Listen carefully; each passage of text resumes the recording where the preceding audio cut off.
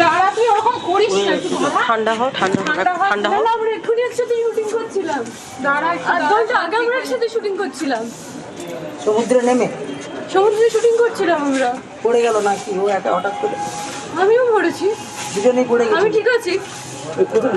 রাহুল দাকে দেখো না, রাহুল ঠিক আছে তো? আমাকে যেতে দিচ্ছে না, আমাকে যেতে দিচ্ছে না বাবলু না। ঠিক আছে বাবা, দেখছি। প্রয়াত অভিনেতা রাহুল অরুণোদয় বন্দ্যোপাধ্যায় তালসারির সমুদ্রে তলিয়ে মৃত্যু। অভিনেতা দীঘা সংলগ্ন তালসারিতে শুটিংয়ে যান। অভিনেতা মানুষ রয়েছে আমার সঙ্গে, মানুষের সঙ্গে কথা বলবো। মানুষ, যারা সহ অভিনেতা ছিলেন তার সঙ্গে শুটিং করছিলেন, তারাও বিশ্বাস করতে পারছেন না যে এই রকম একটা ঘটনা ঘটে গেছে, রাহুল আর নেই। এই কথাটা যেন কেউই বিশ্বাস করতে পারছেন না। শুধুমাত্র তার সহ অভিনেতারা নয়, সোশ্যাল মিডিয়াতেও একের পর এক মানুষ পোস্ট করছেন যেখানে দেখা যাচ্ছে যে এই খবর যেন সত্যি না হয়। তুমি যথার্থই বলেছো তমশ্রী, যে এই খবর এখনও কিন্তু মানুষের, বললাম না, চিন্তনে মননে মগজে কোথাওই ধাতস্থ হচ্ছে না।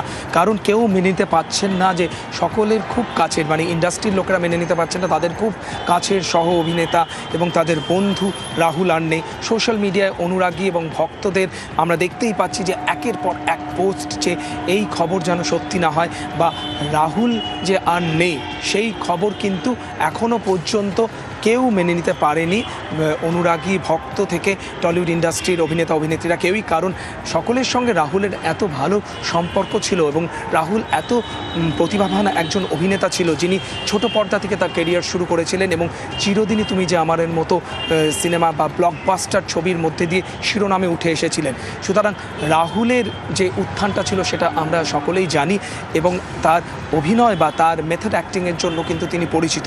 সেই রাহুল যিনি সর্বত্র ভোকাল, সোশ্যাল মিডিয়া হোক বা রাজনীতির আঙিনা, যিনি নিজে সহজ কথা বলে একটা পডকাস্ট শুরু করেছিলেন, সেখানে সকলে আসতেন এবং মনের কথা শেয়ার করতেন।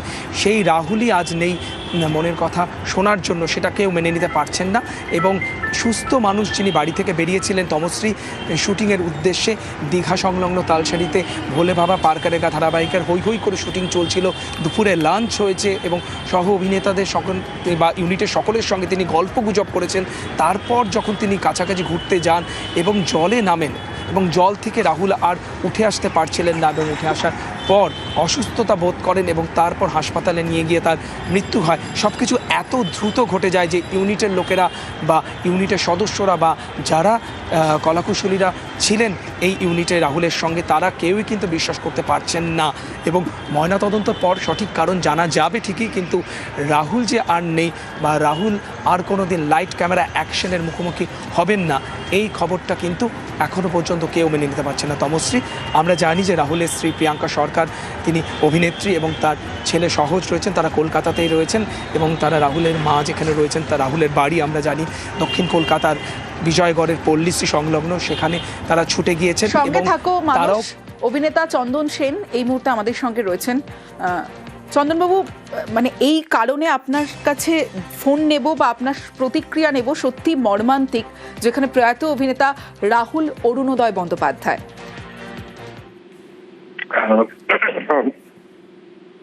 সমস্যাটা হলো যে দীর্ঘদিনের সঙ্গীত খুবই সমস্যা। এরকম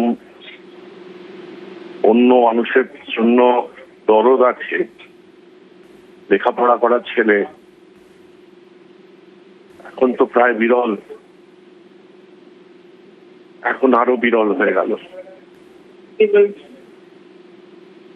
আর এখন একটা ভালো অভিনেতাও আমরা হারালাম বাংলা থেকে, এইটুকু বলতে পারি।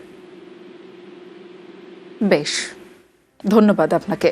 প্রয়াত অভিনেতা রাহুল অরুণোদয় বন্দ্যোপাধ্যায় এবং প্রত্যেকেই বাকরুদ্ধ হয়ে পড়ছেন এবং বলছেন একজন ভালো অভিনেতাকে আমরা